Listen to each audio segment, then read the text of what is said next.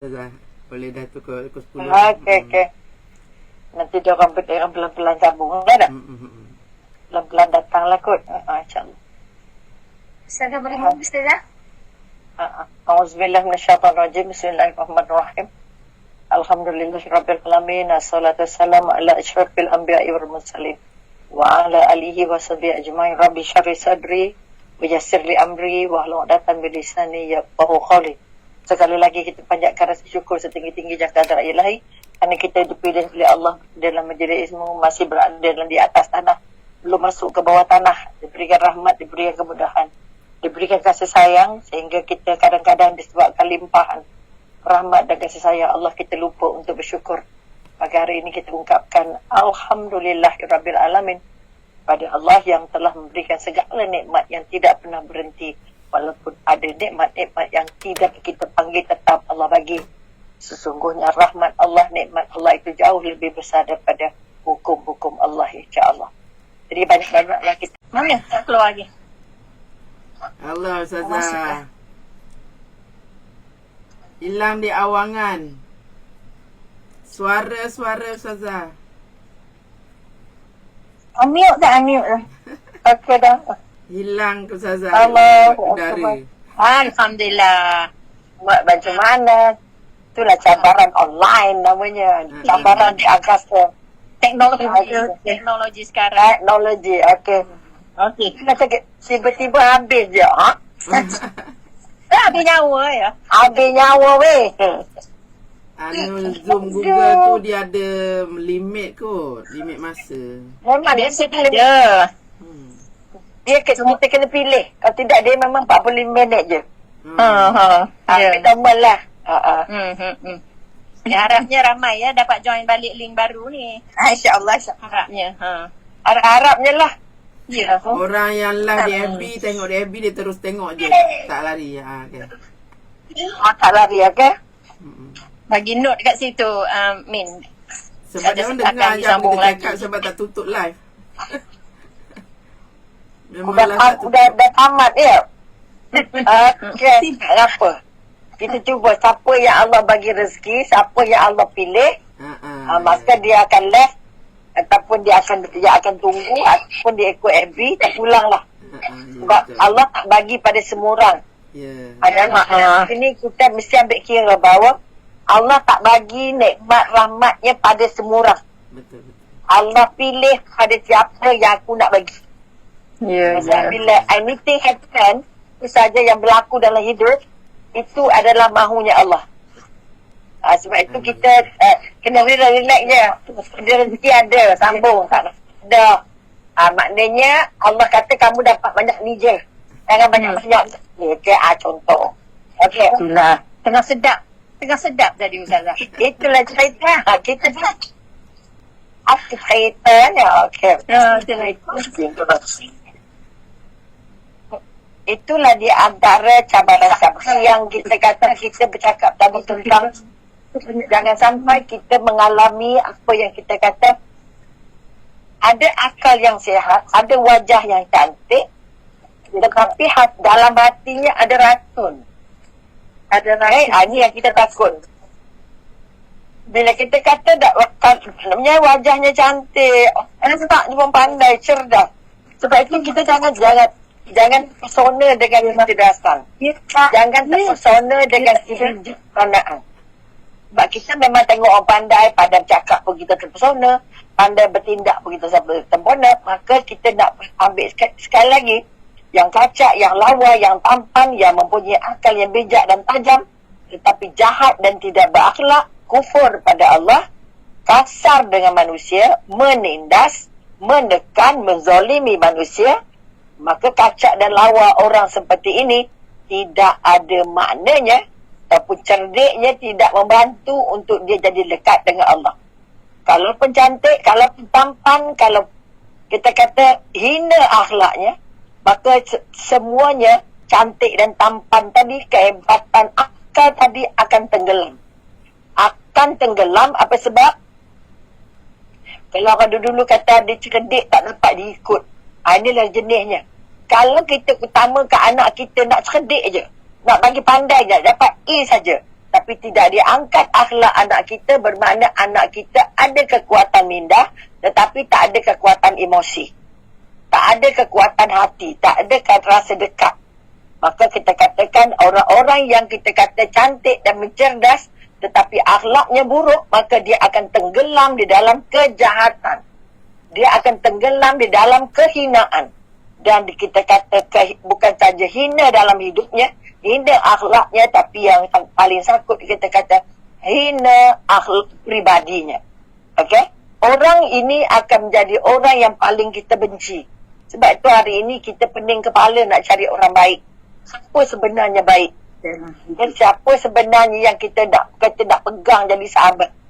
Orang ini nampaknya cantik, nampak okey je, nampak santun je.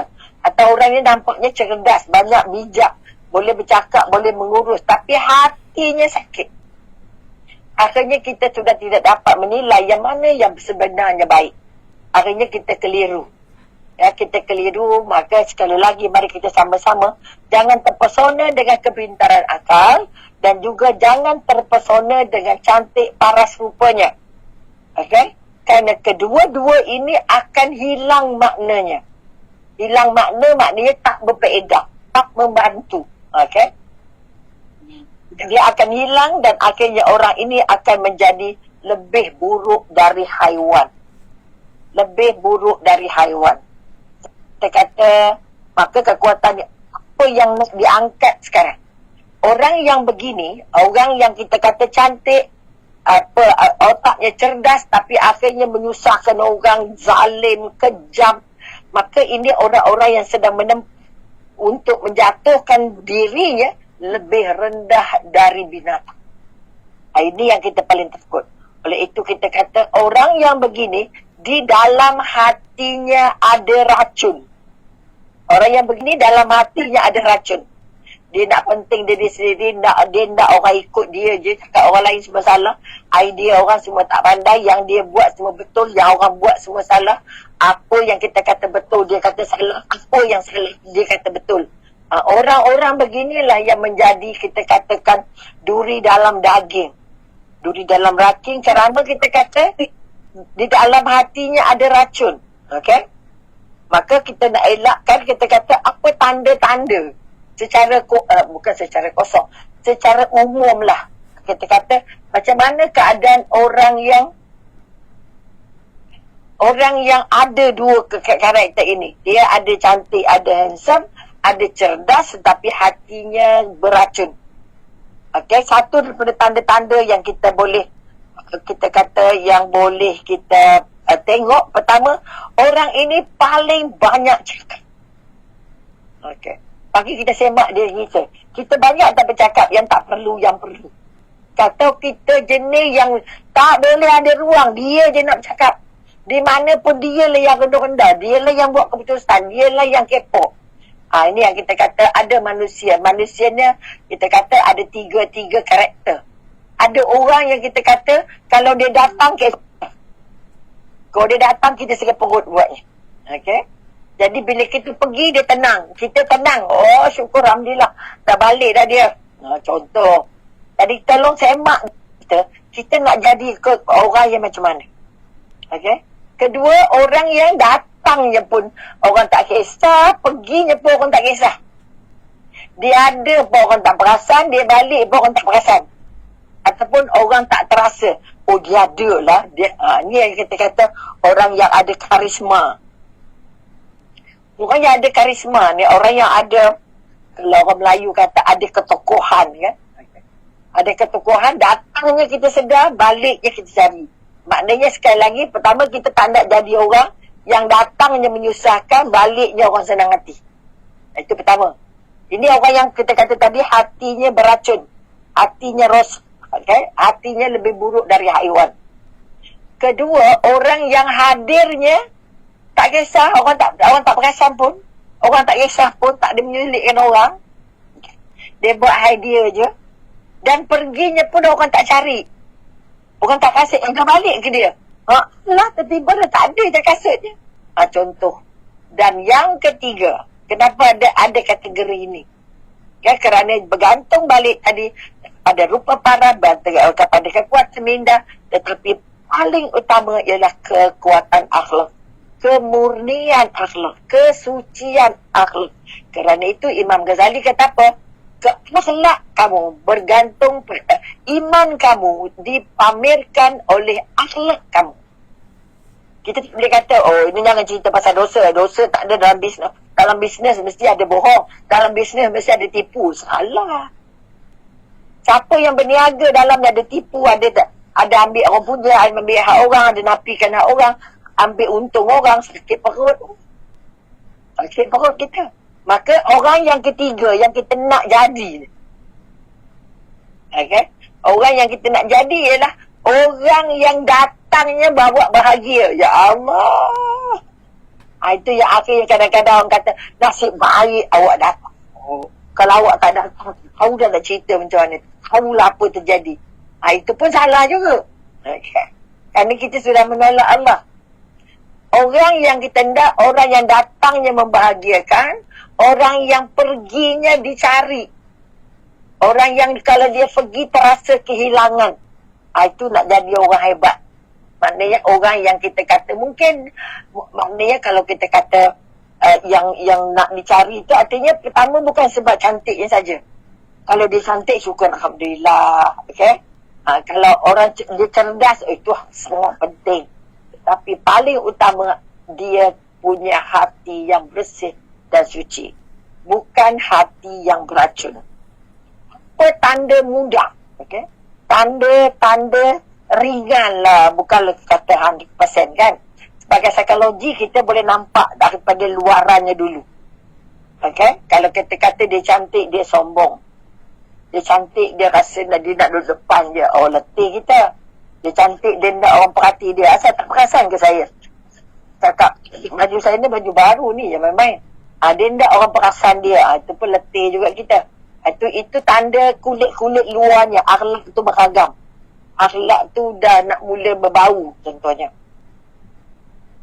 Oleh sebab itu kita kata yang paling berpengaruh untuk membaiki akhlak kita adalah hati. Kata yang paling berpengaruh.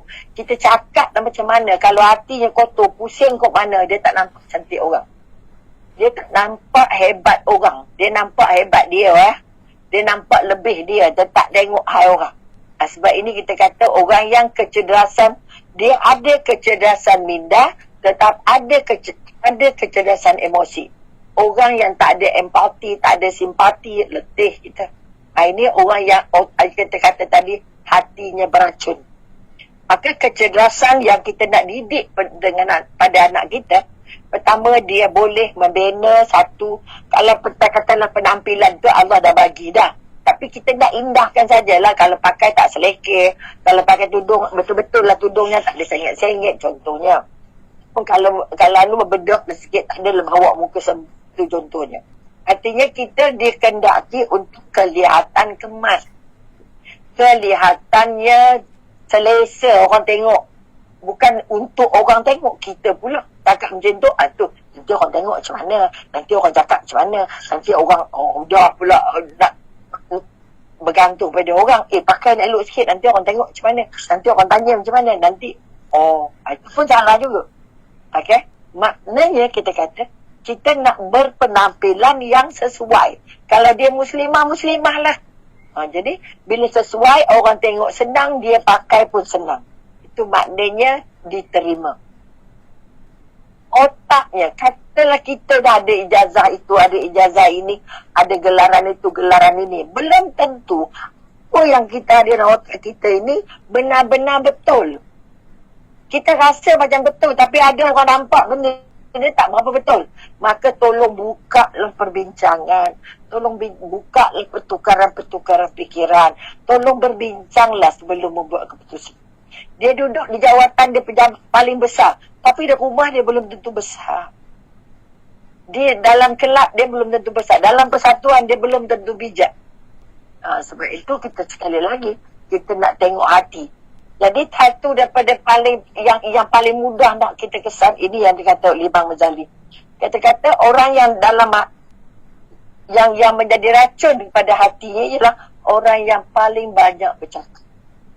bercakap yang tidak perlu, bercakap yang tidak penting, bercakap yang orang tak suruh cakap, bercakap benda yang orang tak suka dengar, bercakap benda yang tak ada kaitan dengan kehidupan kita, bercakap benda-benda yang remeh-temeh, bercakap tentang kalau dosa gosip tu susah lah.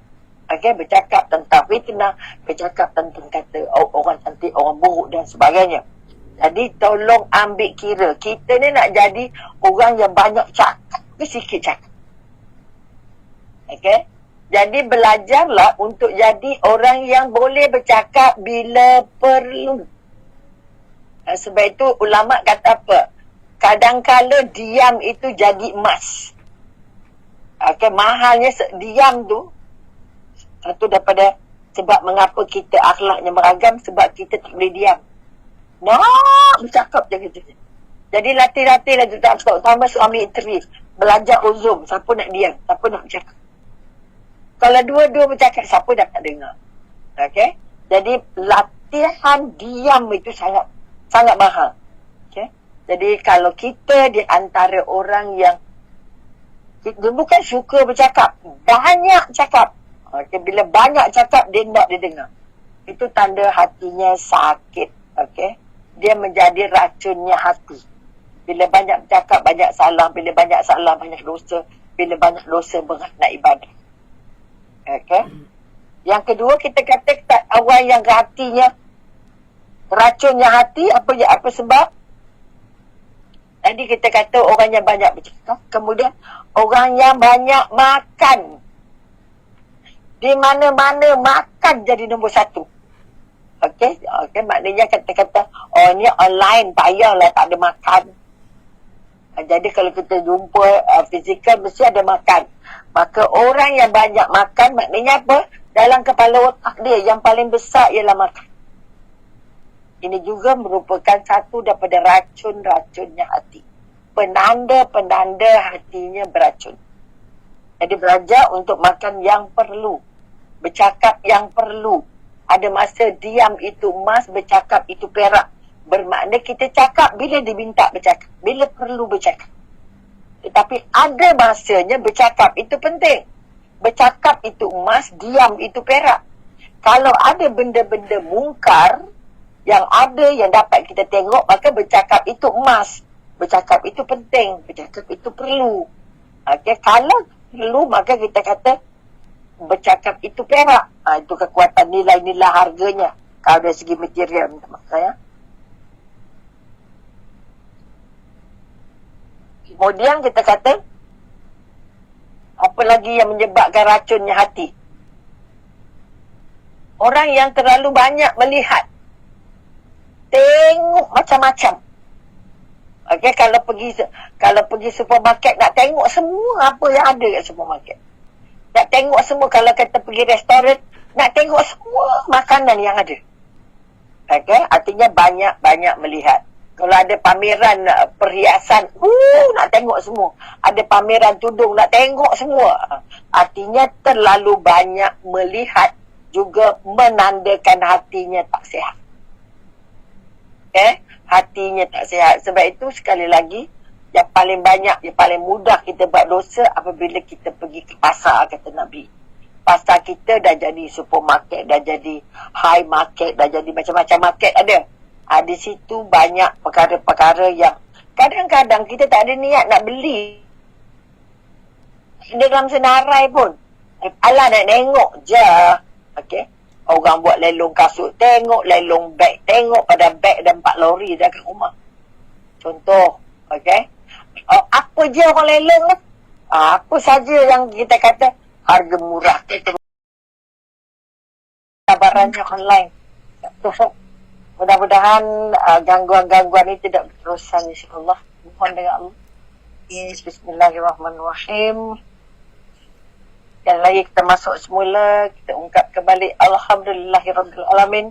Sebagai tanda kita merupakan hamba Allah sentiasa memuji Allah.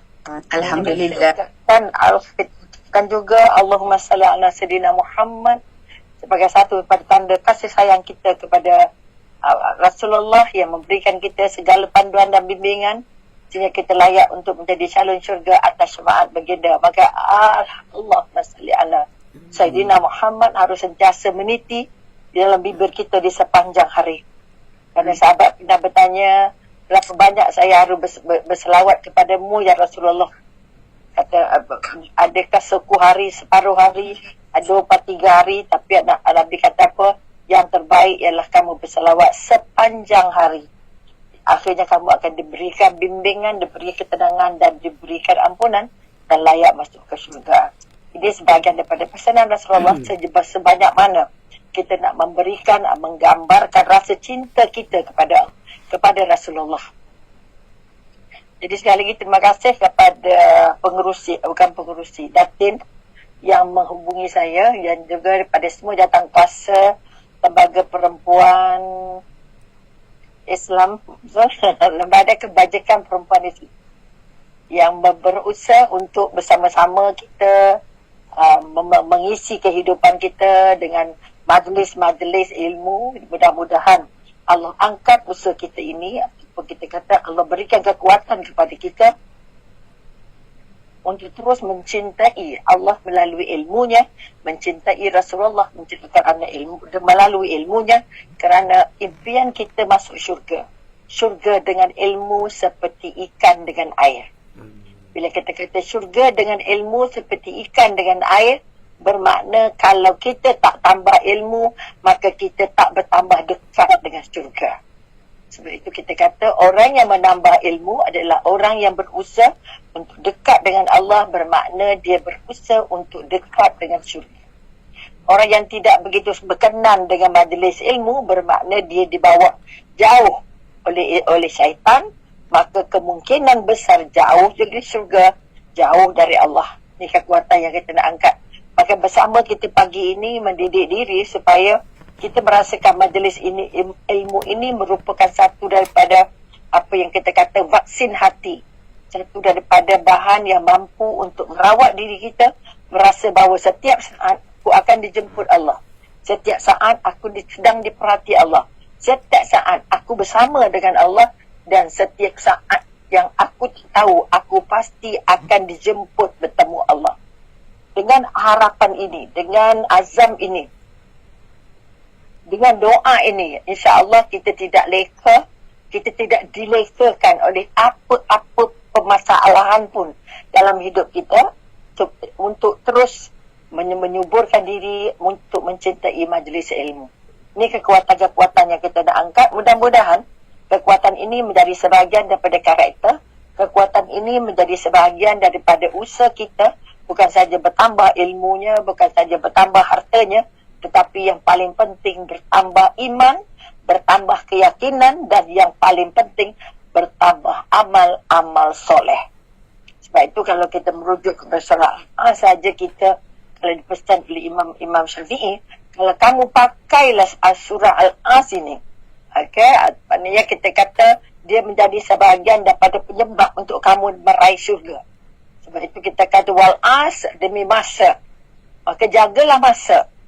Masa itu boleh jadi umur, masa itu boleh jadi kelapangan, masa itu boleh jadi kekuatan-kekuatan. Sebab itu kita kata siapa yang tidak menjaga masa, maka dia ada surah Al-As. Demi masa. Jadi maknanya Allah bersumpah dengan masa. Siapa nak dekat dengan Allah, dia mesti jaga masa. Dia mesti bagi masa. Ada masa untuk ilmu, ada masa untuk Allah, ada masa untuk Rasulullah, ada masa untuk keluarga, ada masa untuk akhirat. Sebab itu Allah bersumpah demi masa. Jadi sekali lagi, kalau kita merasa sulit untuk memberikan masa, untuk mencari redha Allah, sulit memberikan masa, untuk menambah ilmu supaya semakin dekat dengan Allah, dekat dengan syurga, maka kita masih dianggap sebagai orang yang tidak berterima kasih dengan masa. Oleh itu sekali lagi, demi masa, sesungguhnya kamu dalam kerugian. Ini Allah dah beritahu bulat-bulat kat kita. Siapa yang tak sayang masa, siapa yang tak jaga masa, siapa yang tak pandai bagi masa. Masa untuk dunia, masa untuk akhirat, masa untuk Allah, masa untuk keluarga, masa untuk pekerjaan, dan masa untuk bertemu dengan Allah, insya-Allah. Ini kekuatan pertama. Jadi sekali lagi terima kasih kepada kepada penganjur yang memberikan ruang berharga untuk sama-sama kita berkongsi sedikit. Tajuk yang dibekalkan hari ini adalah antara akal dan rupa paras ataupun paras rupa. Mengapa saya pilih tajuk ini? Okey. Kita kata antara akal dan paras rupa, mana yang kita bagi perhatian paling banyak dalam hidup kita? Ni kekuatan-kekuatan. Jadi kita tanya balik diri kita, kita tanya balik diri kita, aku beri perhatian dalam hidup aku ni yang mana paling banyak? Aku beri perhatian pada akal aku ataupun aku beri perhatian kepada rupa paras ataupun pada kecantikan fizikalnya. Jadi kalau kita bercakap rupa paras, maka sudah pastilah kita mengambil kira seorang bintang filem itu merupakan orang yang punya rupa paras yang sangat hebat, rupa cantik, badan cantik dan sebagainya. Tapi mari kita memikirkan juga bahawa Allah bekalkan kita dua-dua. Allah bagi rupa paras, Allah bagi akal. Maka untuk kita melihat ke dalam diri, yang mana paling penting. Sebab itu perkataan untuk mereka-mereka yang berakal itu diulang banyak kali dalam Al-Quran. Okey, maknanya bagi mereka yang berakal, untuk mereka yang berakal, orang yang berakal saja yang akan memikirkan perkara-perkara yang kita bincangkan dalam Al-Quran. Contoh, maknanya sekali lagi, Allah memberi kita paras rupa. Allah memang minta kita jaga paras rupa. Allah juga kena minta kita ambil berat tentang paras rupa. Sebab itu cuba kita tengok masa kita. Mana bahagian anggota badan yang paling banyak yang paling banyak dicari benda-benda yang nak membantu, ataupun kita kata nak skincare yang mana, ataupun tu anggota yang mana yang kita paling banyak beri perhatian. Jadi kalau kita tanya pada semua orang perempuan, semua, tak kira kaya tak kaya, bandar luar bandar dan sebagainya, maka jawapannya pastilah dia ingin mendapat rupa paras yang cantik. Okey, kalau kata rupa paras yang cantik, kalau boleh buka kita kata mic pun tepat supaya kita boleh berinteraksi. Okey, maka kekuatan yang kita nak angkat ialah kita memberi paling banyak perhatian kita kepada paras rupa. Ini memang perangai orang perempuan lah. Okey. Maka sekali lagi, mari kita kata kita tak paras yang mulus cantik. Kita tak paras yang menawan. Sebab itu kita kata paras rupa ini menjadi tumpuan. Dan bahagian anggota yang kita paling banyak tengok cermin pun ialah paras rupa. Jadi kita katakan sekali lagi, paras rupa menjadi perhatian paling utama pada wanita. Pada wanita sentiasa nak cantik. Betul? Mari kita lihat dari pandangan agama. Jadi kita kata, kalaulah orang yang wajahnya cantik menawan, badannya cantik menawan, tetapi kita kata kalau akalnya kurang. Kalau akalnya kurang. Bila kata akalnya kurang, mungkin kita kata akalnya tak cerdik, akalnya tak ada ilmu, akalnya banyak yang tahu. Tak boleh dibawa berbincang, tak boleh dibawa berunding. Kalau otak tak ada apa-apa idea, okey? Pernah memberi sumbangan dalam bentuk buah fikiran, ataupun kita kata sampai ke peringkat kita kata ada yang jadi mental disorder, celaru minda. Jadi cantik macam mana pun, ataupun yang kita kata gila ke, kita kata hilang akal ke, maka sekali lagi cantik macam mana pun, kalau akalnya tidak mampu untuk menjadi orang yang normal, akalnya tidak diisi dengan ilmu yang benar, dengan ilmu yang baik, dengan ilmu yang diluluskan oleh syariah, kita bimbang nanti akal tidak, kita kata wajah yang cantik ataupun kita kata yang menawan itu tidak mampu untuk menjadi satu modal dalam kehidupan. Ini tidak pula bermakna janganlah abaikan sajalah itu kulit luar je. Itu pun salah.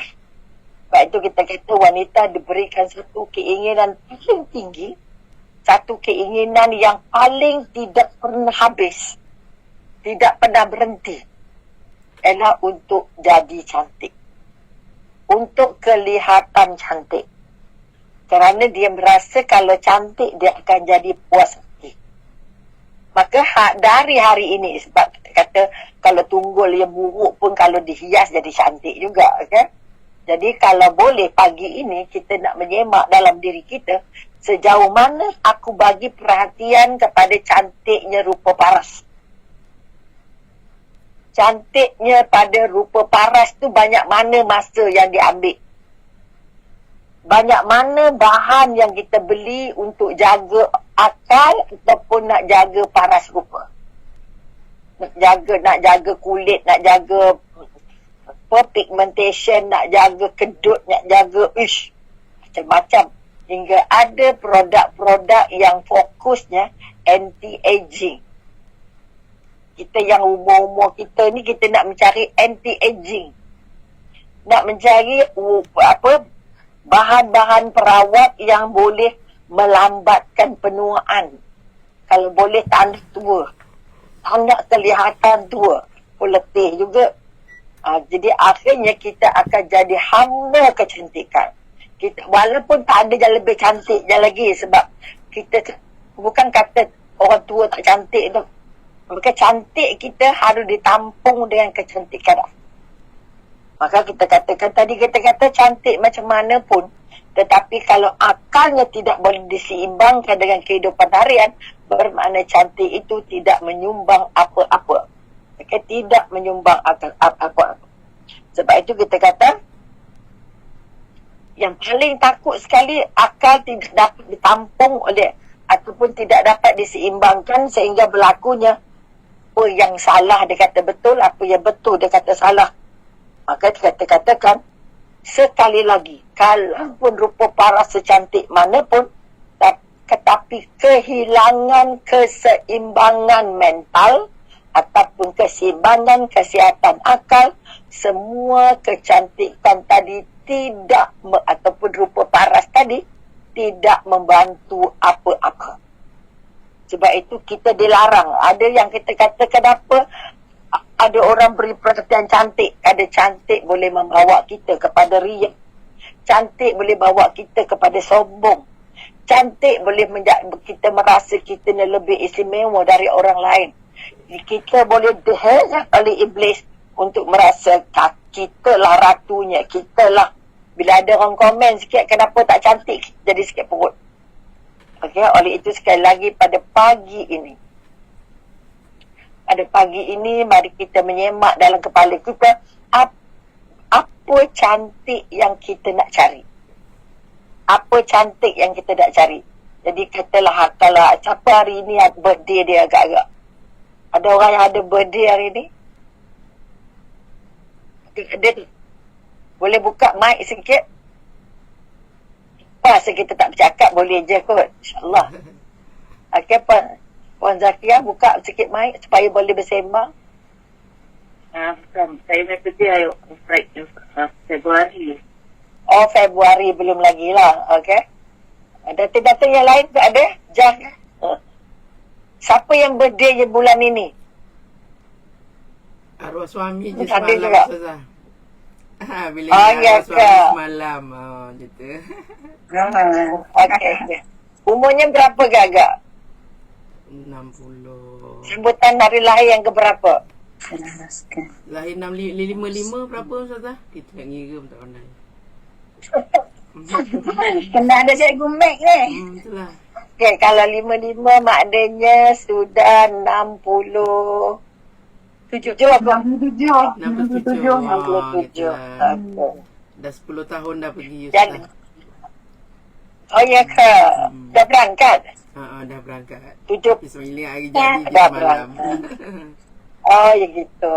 Okey, dia kenang lagi. Okey. Syukur Alhamdulillah, maknanya dia sudah menunggu puan untuk ketiga. Amin. Jadi baikilah, tambahlah ilmu, kerana kita katakan pasangan kita yang masuk ke syurga adalah pasangan kita yang terakhir. Siapa pasangan kita yang terakhir dan kita tidak menikah lagi. Selepas dia meninggal, maknanya dia akan menemang kita nanti di syurga. Amin. Kalau itu baiki diri, bantu kekuatan supaya kita boleh ikut dia, kita boleh jumpa dia insya-Allah. Ini sebahagian. Maka kita katakan kalau kita melihat umur-umur ini, umur-umur 50 ke atas, umur 60 ke atas. Okay, ramai yang merasakan, kena jaga, kena pakai itu, kena pakai ini. Kenapa? Sebab kita takut kita nampak tua. Takut kita nampak tak cantik. Maka hari ini kita nak pindah ke balik. Aku bukan saja nak cantikkan wajah, bukan nak cantikkan rupa paras, tetapi paling penting aku nak cantikkan iman. Aku nak cantikkan akal. Aku nak cantikkan ilmu. Ini sebahagian daripada sebab kenapa tajuk ini saya pilih. Okay? Kerana cantik macam mana, mulus macam mana, kalau tidak ditampung dengan ilmu, cantik itu hilang. Cantik itu pudar. Sebab itu kita kata akal lebih utama daripada rupa paras. Kenapa kita kata akal lebih utama dari rupa paras? Kerana apa? Kecantikan rupa paras kita akan terserlah, akan nampak hebat, akan nampak cantik kalau kita orangnya bijaksana. Orang yang akalnya sempurna. Bila akal sempurna, maknanya ada ilmu yang hebat. Ada kemampuan berfikir yang hebat. Apa yang kita kata IQ. Bila kita kata ada kemampuan berfikir yang hebat berfikir itulah, yang otaknya hebat itulah yang menjadi sebahagian daripada kita untuk merasakan kita mampu untuk menjadi hamba Allah yang paling baik di mata Allah. Maka kalau kita hanya menumpukan kepada cantiknya rupa paras, kita akan jadi penat. Kita akan jadi penat dan menambah ilmu. Tak menambah ilmu, cantiknya lama-lama hilang, lama-lama hilang. Okey, itu satu. Tapi kita kata, tambah ilmu pula, kita nak tambah ilmu apa? Okay, walaupun kita kata orang yang berakal itu menjadikan kita wajib untuk menunaikan semua tanggungjawab pada Allah. Mari kita semak tubuh kita, cabang akal kita sempurna ke tidak. Kita rasa akal kita normal ke tidak. Kita rasa akal kita ilmunya bertambah ke tidak. Akal kita boleh berbincang tak dengan anak-anak. Akal kita ni boleh berunding tak dengan jiran-jiran. Akal kita ni boleh tak berunding dengan kawan-kawan. Ataupun kita nak pandai sendiri, nak ikut keputusan kita, jangan bangkang-bangkang, jangan banyak cakap, jangan banyak tegur, jangan banyak komen. Saya dah buat yang betul dah. Kerana kita kata sekali lagi, akal yang membantu untuk layak jadi hamba Allah itu mestilah akal yang ada ilmu yang dibenarkan oleh syariat. Ini kekuatan. Oleh sebab itu sekali lagi kita bahagia dengan akal yang bijak. Kalau cucu kita hebat dapat A semua, anak kita pandai cemerlang semua, kita rasa bahagianya. Apa ni yang kita kata, anak saya ni memang pandai, anak saya ni memang intelijen dan sebagainya. Makanya kita nak bagi akal yang sehat tadi tu, akal yang baik itu dia nak makan ilmu apa? Ilmu apa yang kita nak bagi?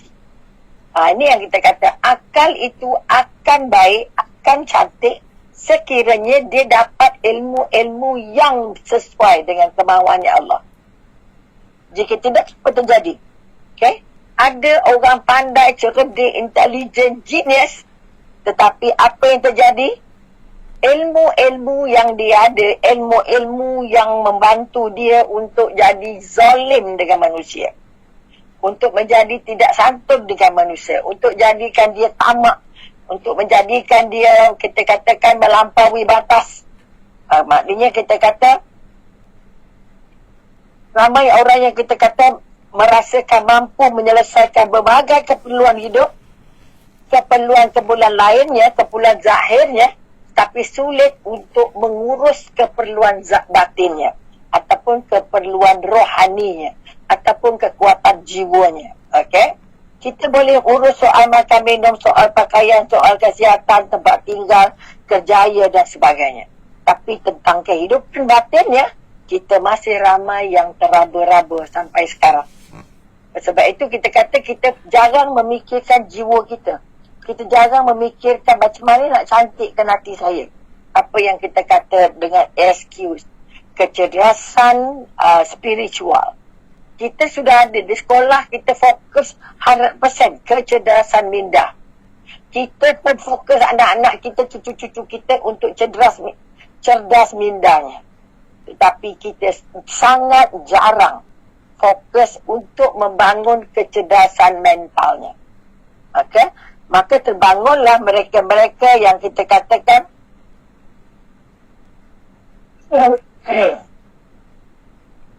ramailah pula orang-orang yang mengurus kehidupannya hanya bergantung pada akal. Hanya bergantung pada akal. Ini pun letih juga. Okey, sebab itu kita kata dia akhirnya dapat untuk mengurus kehidupan jiwanya. Baik itu ada orang kaya, ada orang pandai, ada orang hebat, ada macam-macam. Tetapi akhirnya memilih untuk bunuh diri. Katalah kata-kata pelopor Hyundai, kita kata, yang gajinya kosong-kosong yang tak berapa. Tapi akhirnya naik ke tingkat 32 dan terjun. Malah ada orang yang sudah berjaya kita nampak, tapi akhirnya memilih untuk bunuh diri. Mengapa ini terjadi? Padahal dia pandai, okey? Maka orang-orang yang begini ialah orang yang memang sudah bijak tapi tak bijak dengan Allah. Orang yang sudah bijak tapi tak dapat hubungan dengan Allah. Maka mereka menyerahkan seluruh kehidupan mereka hanya bergantung pada. Ini yang kita paling takut. Okay? Akhirnya apa yang terjadi? Mereka merasakan akal sudah cukup untuk menghindarkan mereka daripada berbuat maksiat, daripada kemungkaran. Okay? Mereka merasa akal sudah cukup bagi mendorong manusia untuk beribadah. Maka kita katakan dan juga untuk membaiki jiwanya. Mereka juga merasa akal sudah cukup untuk memelihara mereka dari terjebak dan terjerumus kepada keruntuhan akhlak dan moral. Ini juga satu keyakinan yang salah. Sebab itu kita kata orang tua makan garam dulu. Bila orang tua makan garam dulu, tak tahulah orang sekarang makan apa dulu. Kita selalu kata, dah tahu dah. Dah apa? Dah ada pengalaman dulu. Jadi pengalaman itu berpandukan apa? Jadi kita orang tua pun tak payahlah nak mikir banyak-banyak kata-kata kita ni ikut cakap mak, nanti mak begini-begini. Tak, kerana kita belum tahu adakah pemikiran kita itu benar-benar sesuai dengan anak, sesuai dengan masa dan sesuai dengan keadaan. Oleh itu sekali lagi bergantung sepenuhnya kepada akal juga tidak selesai. Apa sebab tidak selesai? Kerana banyak kita katakan kita bebas mencari ilmu, betul. Kita boleh belajar apa saja. Tetapi kalau dia tidak belajar tentang ilmu tentang Tuhan, ilmu tentang apa yang dibenarkan oleh Tuhan, bermakna kita katakan ilmu itu akan menjadikan dia bukan saja orang yang jauh dari Allah, tetapi menjadi orang yang zalim, okay? Menjadi orang yang kita katakan kotor dan keji jiwanya, menjadi orang yang mengkhianat, menjadi orang yang tamak, menjadi orang yang bakhil, menjadi orang yang dusta, menjadi orang yang kasar, pemarah, angkuh, sombong, okay? Buruk sangka, hasad dengki, dan akhirnya hidup mereka dikawal oleh nafsu-nafsu yang rakus dan nafsu-nafsu yang buas. Okay? Ini yang kita katakan, bila kita sudah guna akal tapi akal tidak dimasuk ilmu tentang Tuhan, mengenal Tuhan, maka akan terjadilah akal yang tadi kita kata cerdas, akal yang kita kata pandai, akal yang kita kata bergeliga, akal yang kita kata membantu untuk jadi berjaya, akhirnya membuatkan dia diruntun oleh nafsu. Bila diruntun oleh nafsu, makanya hatinya tidak lagi kenal dengan Allah. Jadi tidak lagi cinta dan tidak lagi takut dengan Allah. dan tidak ada akhlak kepada Tuhannya dan tidak ada akhlak sesama manusianya. Makanya sekali lagi ada yang kita kata paras rupa yang cantik tapi tidak digabung dengan ilmu-ilmu yang baik, ilmu-ilmu yang diredai Allah, maka cantiknya juga akan menjadikan dia berada dalam keadaan malapetaka. Sebab itu ketika kalau kita bodoh ataupun kita cantik macam mana pun, okay, kita tidak ambil kira hal itu dan jasad dan tubuh akan hilang cantiknya. Jasad dan tubuh akan hilang cantiknya kalau kita katakan otaknya tidak siuman, otaknya tidak sehat, otaknya tidak lurus, otaknya tidak baik. Oleh sebab itu kita kata kekuatan akal dengan ilmu yang baik itu jauh lebih utama daripada kecantikan paras rupa. Maaf banyak.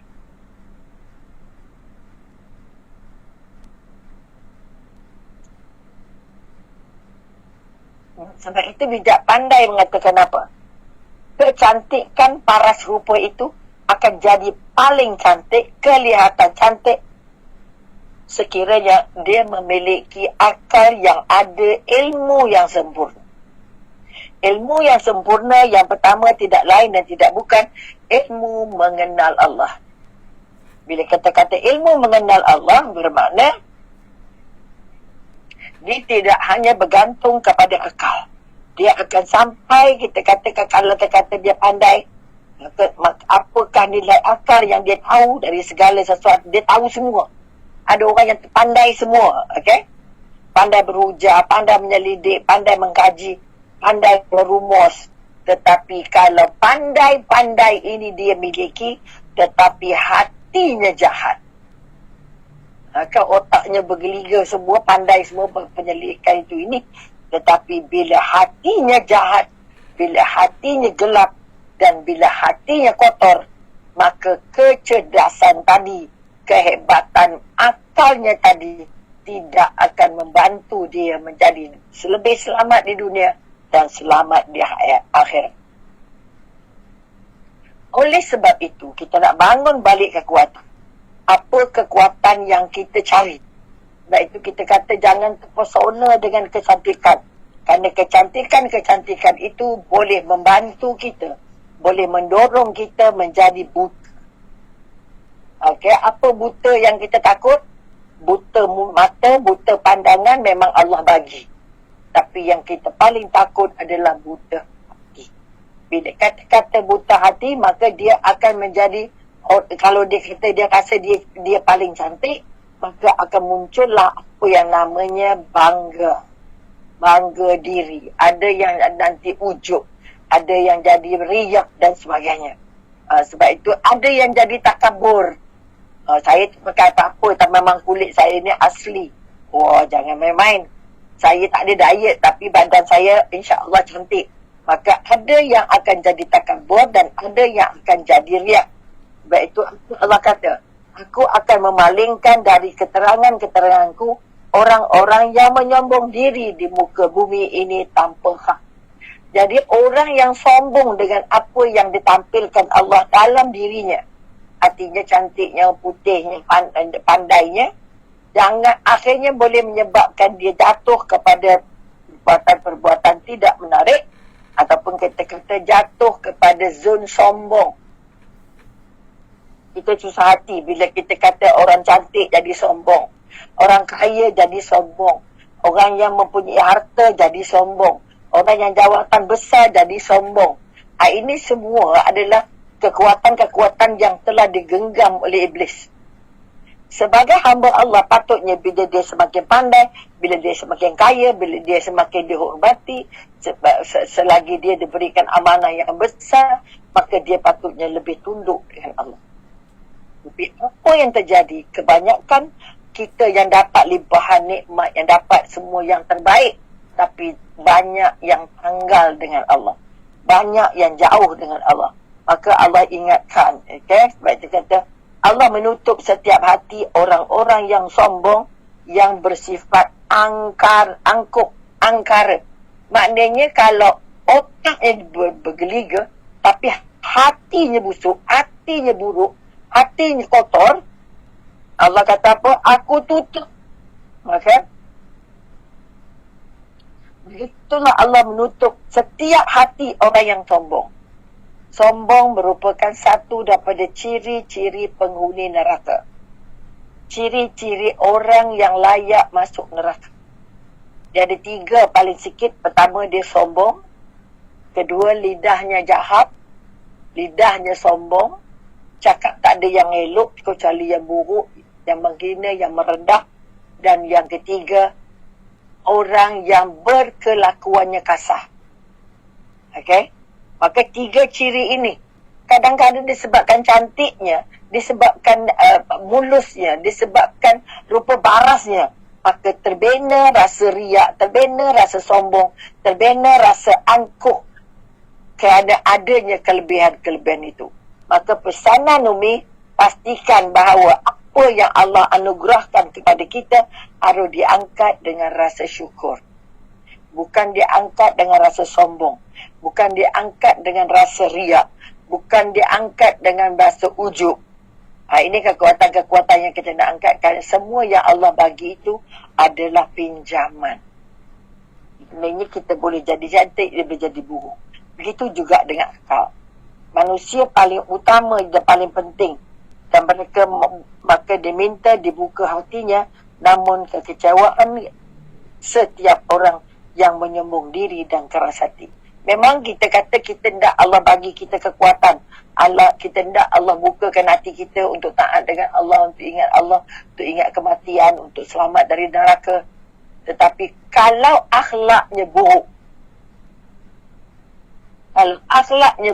yang paling buruk ialah yang menyombong diri. Sebab dia kata mereka minta dibukakan hatinya. Kita minta lah Allah jadikanlah anak aku ni baik, jadikanlah anak aku ni rajin, jadikan anak aku ni solehah, jadikan anak aku ni anak yang membantu orang tua. Tetapi namun kecewalah seseorang itu yang menyombong diri dan keras hati. Kalau kita yang di usia ini masih sombong, masih keras hati, okey, bermakna kita menolak untuk masuk syurga. Maka pesanan Umi sekali lagi, sesungguhnya Allah tidak suka orang-orang yang menyombong diri.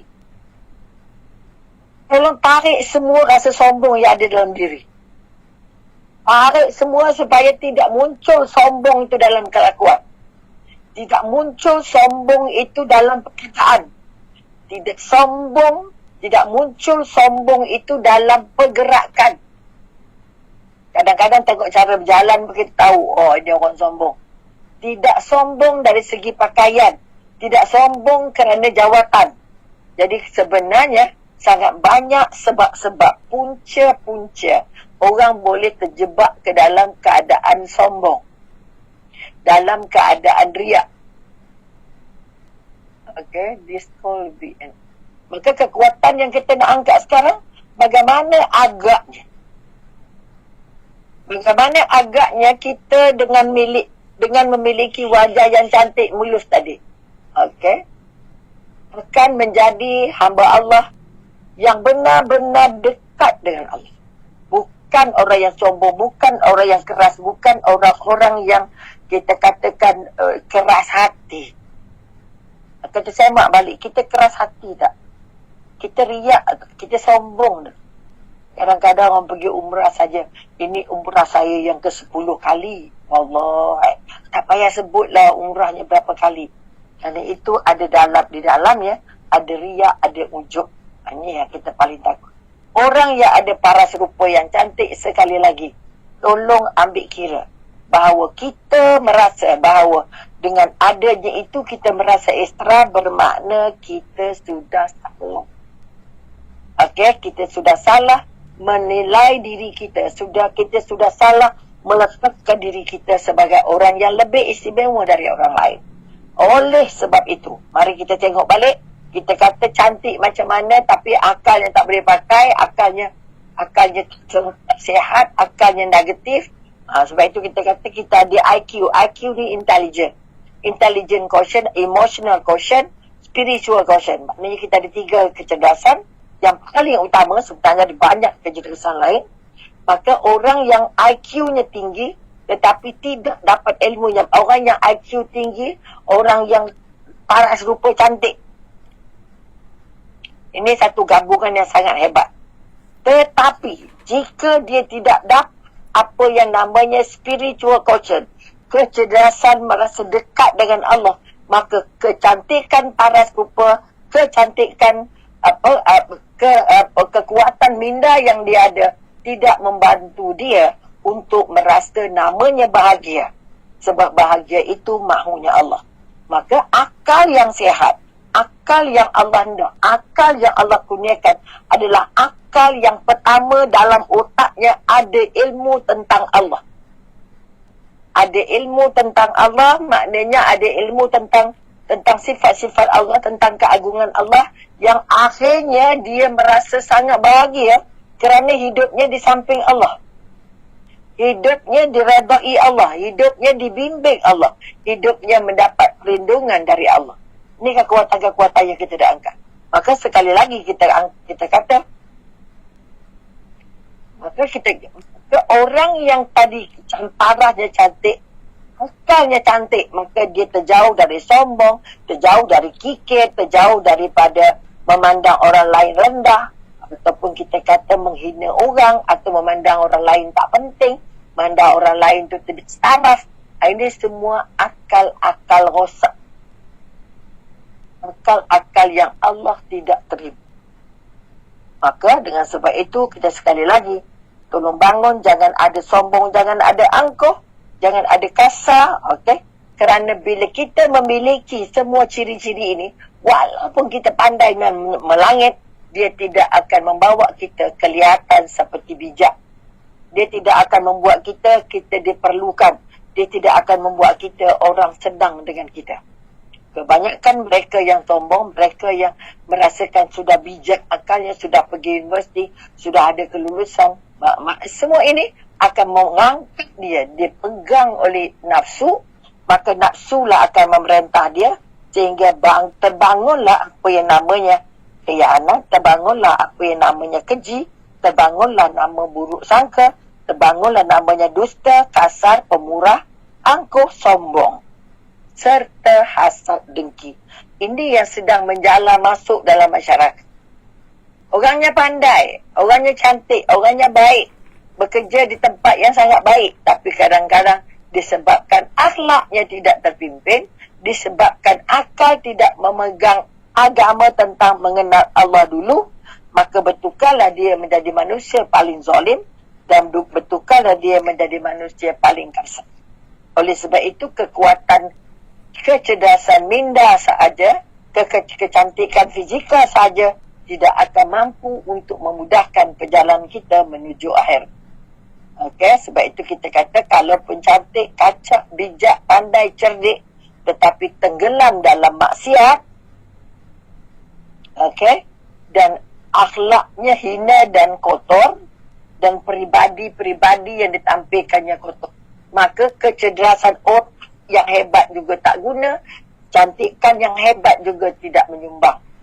Ini yang kita nak ambil kira, bahawa bagaimana kita nak memilih, bagaimana kita nak selamat daripada dua jenis buta ni. Okey, dua jenis buta. Okey, apa dia antara yang kita maksudkan dengan dua jenis buta?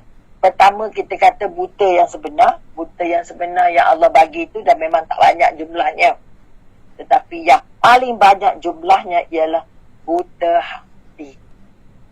Bila kata-kata buta hati yang menyerang kita, kita sudah tidak kenal lagi yang mana halal, yang mana haram.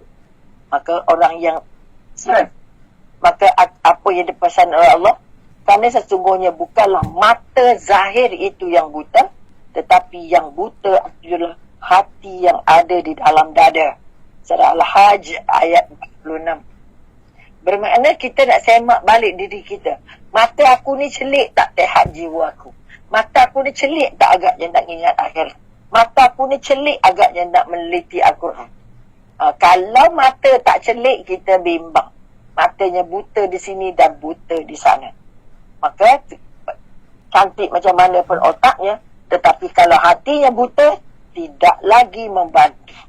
Maka sekali lagi, kita nak selamatkan daripada semua perkara-perkara mungkar tadi, okey? Supaya kita sampai balik mencari ilmu. Apa ilmu paling awal? Dipesan Rasulullah, awal-awal agama ialah mengenal Allah. Sejauh mana kita kenal Allah? Ini pun satu persoalan besar juga, okey? Orang yang mengenal Allah, pertama dia tidak takut, tapi dia sayang dan cinta. Itu yang pertama. Kalau dia belum sayang dan dia belum cinta dengan Allah, belum merasa dekat dengan Allah, bermakna dia belum mencintai Allah. Bila orang yang tidak mencintai Allah, inilah nanti yang paling banyak kata takut dengan Allah. Terima banyak.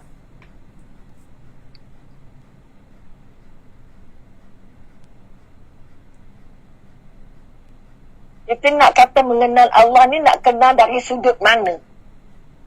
Dari sudut mana kita nak kenal Allah? Maka ketika ambil balik bahawa tidak ada jalan pintas untuk kenal Allah sebelum kita melintas 2 kalimah syahadah. Okey, sejauh mana kita menyemak. Maka yang ketiga, tadi yang kedua banyak melihat.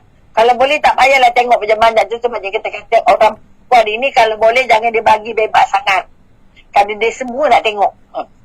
Itu karakter orang perempuan. Jadi kalau kita dah jadi mak, dah jadi nenek, tak payah lajak adak tengok macam-macam sangat. Okay? Yang keempat, kita kata, alamak, masa sikit. Okay, yang keempat, kita kata, ketiga tadi pertama banyak bercakap, kedua banyak makan, ketiga banyak melihat, keempat banyak bergaul. Bergaul dengan semua orang. Pak Allah, yang meragam, yang tak meragam, yang kepo, yang tak kepo, yang tak ada keperluan, yang tak ada kepentingan pun kita pergi juga. Maknanya kita kata contohnya, maknanya kita nak menraikan semua orang. Orang yang meragam ke tak meragam ke. Sedangkan Nabi pesan, kamu adalah seperti perangai sahabat kamu. Maknanya siapa yang jadi kawan kita? Kita kena pilih. Tak boleh nak bergaul dengan semua orang. Saya ni memang mesra dengan siapa-siapa je ada. Oh, jangan. Kerana tidak semua orang nak bawa kita dekat dengan Allah. Tidak semua orang nak selamatkan kita dari dosa. Tidak semua orang akan fikirkan hal kita. Kita ke syurga ke, kita ke neraka ke. Sebab itu carilah sahabat baik. Jangan rasa nak popular, nak kawan dengan semua orang, nak kenal dengan semua orang, nak jumpa dengan semua orang. Oh, tu letih lah kita. Okey, itu juga kadang-kadang boleh mendorong kepada kotornya atau racunnya hati. Kerana ada banyak orang yang kita jumpa, ada banyak benda, kata-kata, bukan makna tak boleh campur orang, bukan makna tak boleh sembang, jangan gitu. Sembang yang hak-hak le.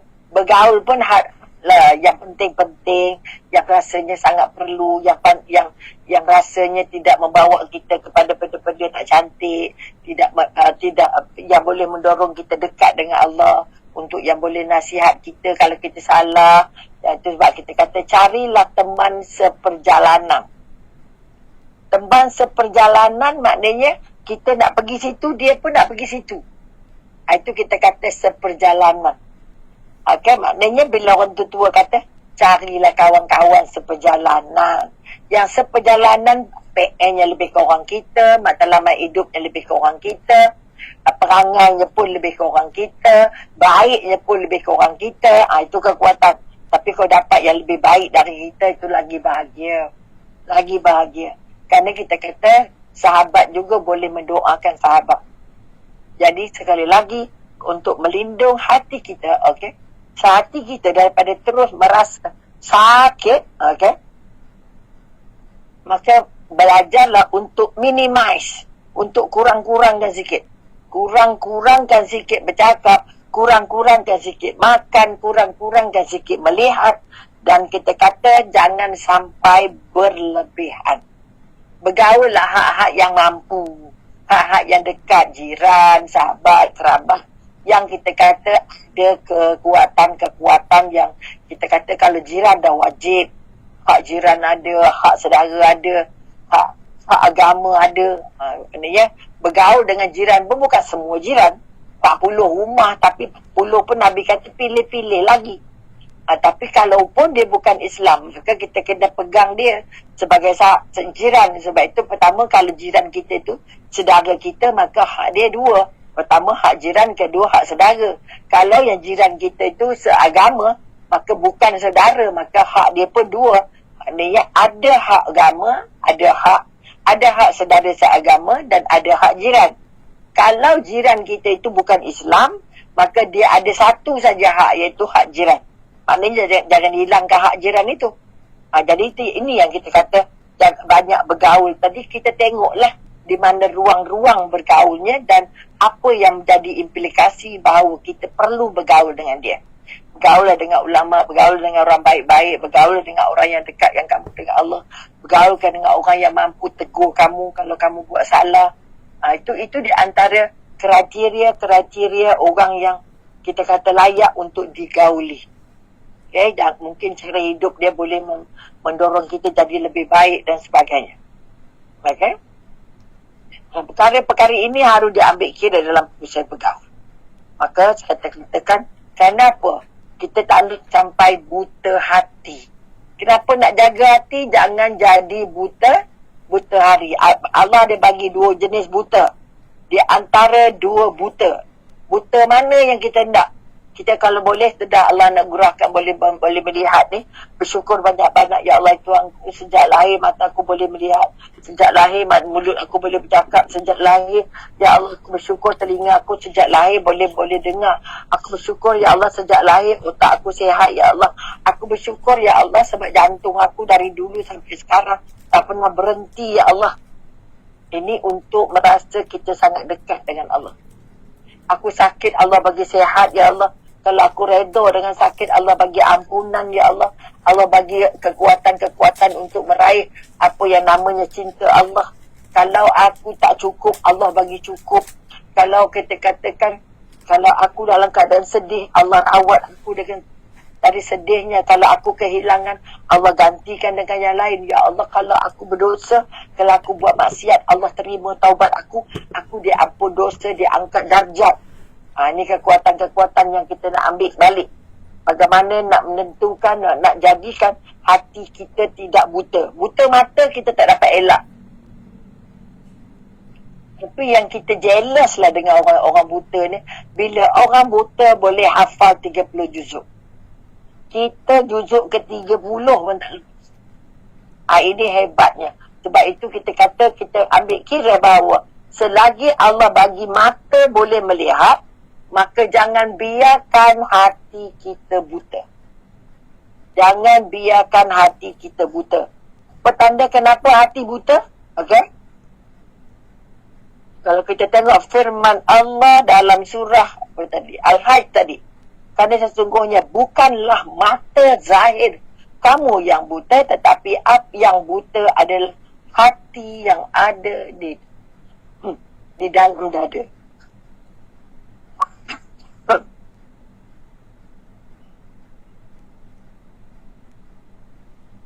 Jadi yang kita sedar adalah kalau hati kita buta. Sebab itu kita kata kita nak bangun balik.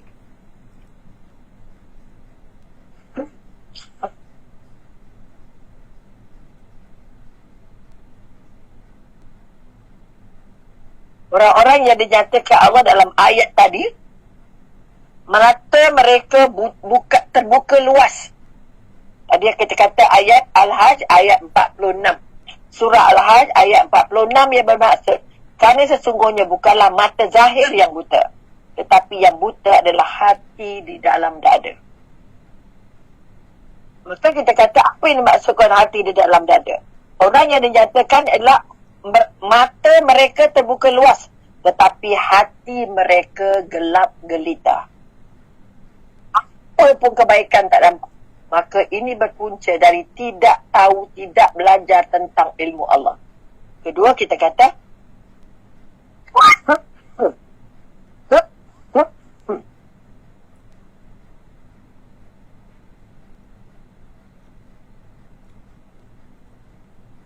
orang yang buta hati ni apa? Kita takut hati kita termasuk hati yang buta.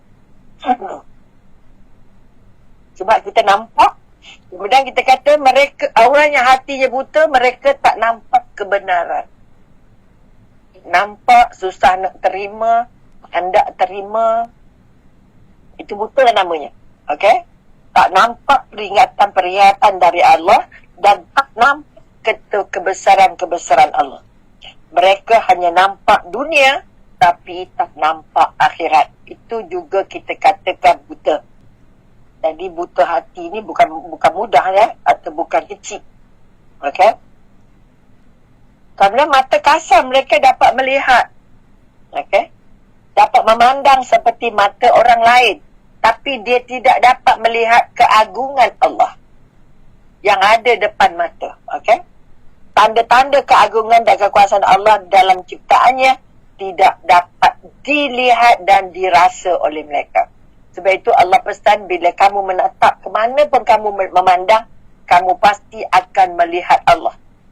Bukan melihat dari segi jasad, tapi melihat dari segi kuasa. Sebab itu misalnya kata, kalau nampak kucing, ya Allah syukur alhamdulillah. Kamu kucing tak perlu nak soal jawab, besok kamu terus masuk syurga. Kan nampak pokok, ya Allah. Kamu ni hari-hari saya tak sangat berzikir. Aku sikit berzikir. Aku dah kena hukum, kamu tak ada kena hukum. Kamu tak ada pertimbangan. Kamu tak ada soal jawab. Tapi aku ada soal jawab. Tapi kamu yang paling banyak berzikir. Malu je kita. Dengan pokok je kita kalau. Sebab itu kita kata, jumpa pokok jangan senang-senang nak potong ke, nak patah ke apa ke, kecuali perlu. Sebab itu pada orang yang suka pokok, orang yang senang tanam pokok bunga ke, pokok buah ke, pokok apa, tak kisah. Okay? Adalah orang-orang yang ingin mendapat nikmat-nikmat yang ada pada pokok. Sebab pokok tu dia empas pulas, dia angin, dia ribut, dia tak ada masalah pun. Dia ikut je kulu kilir, dia patahkan lah, dia tolak lah, dia piung-piung dan dia angin. Tapi pokok tak pernah tunjuk perasaan. Okay, walaupun dia dipatahkan, walaupun dia dipukul kulu kilir secara kasar oleh angin. Okay, sebab dia tahu angin tak Allah yang bagi, pokok Allah yang buat, maka pokok tetap tegak, tetap berusaha. Tapi yang paling besar yang kita nak pegang daripada pokok tidak pernah berhenti berzikir. Sebab itu kita kata tanam pokok atas kubur. Kenapa tanam pokok atas kubur? Tapi sekarang tak boleh lah pula, dah bubur batu semua. Tanam pokok atas kubur bertujuan supaya zikir-zikir yang dibuat oleh pokok itu dapat kepada orang yang bawah kubur. Ini kekuatan yang kita nak. Maka melihat pokok saja ada mampu mendekatkan kita pada Allah. Bukan melihat bunga aja, melihat daun je, melihat buahnya. Sebab itu kalau tanam pokok buah tu ambil kira. Ya Allah, ya Tuhanku, Engkau izinkan pokok ni berbuah, ya Allah. Maka tolonglah izinkan aku untuk sedekah. Sedekah pada monyet, sedekah pada tupai, sedekah pada burung, sedekah pada ulat. Okay? Sedekah itu kira sedekah tu. Sebab itu bila buah je hilang ke, bila buah je makan tupai ke, ya Allah, syukur alhamdulillah, jadi kali ni sedekah ya. Saya kebetulan di rumah saya ni ada satu pokok rambutan kecil gitu. Okay. Tapi setiap kali berbuah, okay, setiap kali berbuah, baru kuning-kuning sikit tu, sahabat kita dah datang dah. Okay. Jadi kita nampaklah kulit-kulitnya, ya Allah, banyaknya kulit-kulit buah ni yang dimakan, ya Allah. Nak marah ke tak marah? Agak-agak. Maka kita berdoa, ya Allah, Tuhanku, jadikan ini sedekah, ya Allah. Jadikan ini sedekah. Sebab kita nampak di situ ada campur tangan Allah. Allah yang bagi pokok besar, Allah yang bagi pokok berbuah, Allah yang gerakkan tupai ke, musang ke, untuk datang makan, untuk bagi pahala ke kita. Jadi jangan marah. Oi, apa dah sampai habis ni, tinggal aku sikit. Mi dulu ingat lemak cakap dengan pokok. Kita ingat apa lemak ni cakap dengan pokok ni kan. Jadi sebenarnya dia merasa bahawa pokok itu adalah hadiah dari Allah. Pokok itu dijaga Allah. Pokok itu berzikir dengan Allah tanpa henti. Kamu tak pernah berzikir, ngumpat je. Maka sekali lagi tolong belajar bahawa kemana pun kamu menghalakan muka kamu, pandangan kamu, kamu tetap melihat kuasa Allah. Kalau ini dapat dipegang, maka ini merupakan satu daripada tanda-tanda yang kita buta hati. Kita tak buta hati. Tengok orang susah, kita bagilah sikit kuih ke, bendera ke apa ke. Tapi bantu. Dengan niat bukan nak bantu dia. Kita nampak orang susah, selalunya kita nak sedekah sebab nak bantu dia. Tak. Kita nak bantu diri kita supaya jadi orang pemurah. Okey? Ini kekuatan yang kita nak bina. Kita selalu kata bila sedekah tu, alah nak tolong yatim, tolong orang susah, tolong ibu tunggal, tolong. Bukan. Tolong tu pertolongan tu datangnya dari Allah. Tapi kita nak tolong kalau kita memberi, masuk duit dalam tabung masjid, duit dalam tabung surau, duit pergi bantu orang tu, banjir ke apa ke benda ke. Ya Allah, Tuanku, aku nak lekangkan dari diri aku sifat kedekut.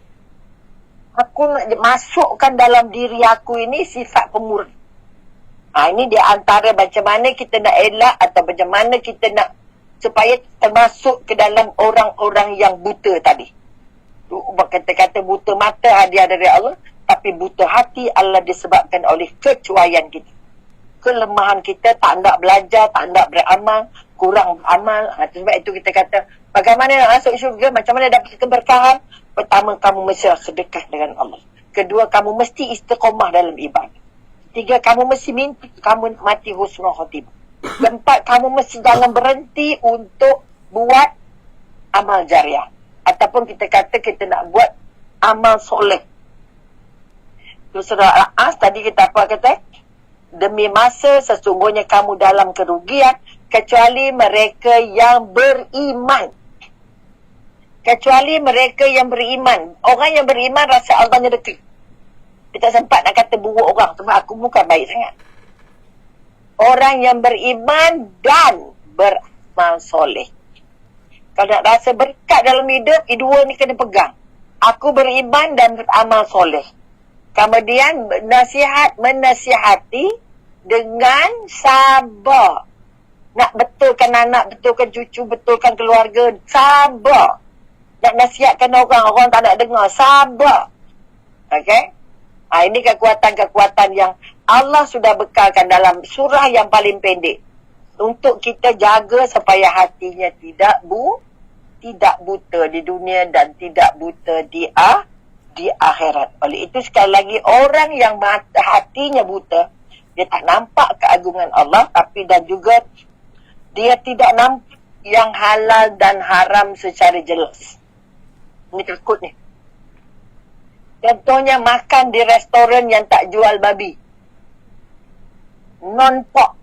Dia tulis kat luar tak ada babi. Kita pun rasa, oh halal lah tu. Sebenarnya selagi belum ada logo halalnya, dia belum lagi dikategorikan halal. Sebab itu kita takut terjebak dalam syubhah, takut terjebak dalam munafik, takut terjebak dalam apa kita katakan apa kalau munafik tu kita menafikan apa-apa yang patutnya dah nampak. Kemudian kita juga takut jatuh dalam keadaan kita berada dalam keadaan lekang dengan Allah. Bila kita lekang dengan Allah, kita takut. Sebab itu kita kadang kata, Allah, nasib baiklah kamu datang, kau tidak tahu apa nak bantu aku. Nasib baiklah kau bagi aku ubatnya, elok batu aku. Sebenarnya bukan orang yang hantar, Allah yang hantar bantuan. Okay, jangan guna ayat sebab kau ada. Oh, jangan. Kalau dia tak ada pun Allah ada, pasti bantu. Okay, dan akhir sekali kita kata, orang yang buta itu, ataupun kita kata, dia mencampur adukkan yang halal dan yang haram secara senang-senang, secara mudah. Dan mereka tak susah hati pun nak makan yang halal kaya subah. Dan akhir sekali kita katakan, mereka tidak melihat ketaatan, peringatan dan kesolehan itu merupakan petanda dan hadiah-hadiah dari Allah. Itu biasa je, itu biasa je. Maknanya mereka tidak merasa keagungan dan kehebatan. Jadi mudah-mudahan sedikit yang kita kongsikan pada pagi ini akan menjadikan kita merasa lebih berhati-hati bahawa aku tidak sibuk nak basuh muka, tak ada nak cuci muka, tapi cuci juga kaki, cuci juga hati. Aku tak sibuk nak bagi badan kurus, nak bagi badan gemuk. Aku nak slimming sana, slimming sini. Tetapi imannya juga jadi kurus, itu pun letih. Oleh itu bangun balik fikiran. Sebab itu otak yang sihat itu ialah otak yang paling dekat merasa hebatnya Allah. Kalau dia sudah merasa hebatnya Allah, baru datang sayangnya Allah. Sakit Allah sihatkan, rezeki Allah bagi, hilang Allah jumpakan, susah Allah senangkan. Maka kekuatan-kekuatan yang Allah bagi ini harus membuat kita merasa jatuh cinta. Bukan takut. Takut yang sebenarnya, takut hilang cinta Allah. Takut Allah tak angkat ibadah kita. Takut kita tak mati, tak sempat taubat. Takut, ada banyak-banyak takut adalah. Itu takut-takut yang dibenarkan. Takut tak sempat taubat, takut tak sempat nak sedekah, takut tak sempat nak. Macam-macam ada. Jadi sekali lagi mudah-mudahan kita tidak dimulakan rasa dekat dengan Allah, tidak dimulakan dengan rasa takut, tapi dimulakan dengan rasa cinta. Cinta Allah tidak pernah ada hujungnya, cinta Allah tidak pernah ada tepinya, dan cinta Allah tidak pernah tanggal dari kita. Mudah-mudahan kita terus menjadi pencinta-pencinta Allah selain daripada pencinta-pencinta dalam keluarga. Mudah-mudahan sedikit perkongsian ini akan memberi keberkahan dalam hidup kita, bukan saja untuk hari ini, tapi untuk selamanya. Mudah-mudahan kita mampu untuk menilai yang mana agaknya paling sihat, yang mana paling baik, yang mana paling benar. Jadi tolong jangan berhenti untuk belajar ilmu tentang Allah, tentang dunia dan tentang akhirat. Jika kita tidak mengenal Allah secara zahir, tidak mengenal Allah secara batin, kita tidak bahagia jadi hamba Allah. Seorang hamba Allah yang merasa dia hamba Allah, dia merasa Allah sentiasa membantu, Allah sentiasa melihat, Allah sentiasa mengukur dan rindu nak jumpa Allah. Mudah-mudahan ini dapat dijadikan sebahagian daripada kekuatan untuk kita menjadikan kita paling dekat dengan syurga, paling jauh dari dosa dan paling dekat dengan Allah, insya-Allah. Amin, amin. Jadi sekali lagi terima kasih. Dan saya mohon ampun anda kata ada kena di hati, dan juga atas kesulitan-kesulitan yang terjadi di dalam proses kita bersama. Mudah-mudahan kesulitan itu menguji dan menambah kesabaran kita, insya-Allah. Sekian, wabillahi taufik wal hidayah. Wassalamualaikum warahmatullahi taala wabarakatuh. Maaf zahir batin andai kata kita tak berjumpa lagi, dan saya mohon mudah-mudahan sudilah mengantarkan sekepi Fatihah untuk Umi kiranya ada berita kematian yang anda dengar. Sekian, terima kasih. Assalamualaikum warahmatullahi taala. Assalamualaikum. Salam. Salam. Terima kasih. Terima kasih banyak, Ustazah. Sama-sama, insya-Allah. Asyik tak nampak muka lagi tu. Terima kasih banyak, Ustazah. Semua orang tak nak buka skrin. Okey, last screen dah nak ambil dah tu. Okey, tu dah nampak dah, Tin Zakiyahnya dah nampak. Cik Siti boleh nampak lagi. Cik Farid dah nampak. Okey, siapa lagi tu? Cik Nina. Jadi ramai orang tak nak nampak muka, janganlah gitu. Cik Nur tapi tak nampak muka lagi. Mudah-mudahan walaupun tak nampak muka tapi kita dah berjumpa di hati. Okey, Cik Nur kita dah nampak dah. Siapa lagi tu? Ada Tin apa lagi ujung tadi? Okey. Okey, baru sampai. Okey, jadi saya ucapkan terima kasih atas yang bersama. Mudah-mudahan kita diizinkan bersama lagi. InsyaAllah. InsyaAllah. Terima kasih, Ustazah. Assalamualaikum, Ustazah. Waalaikumsalam warahmatullahi wabarakatuh.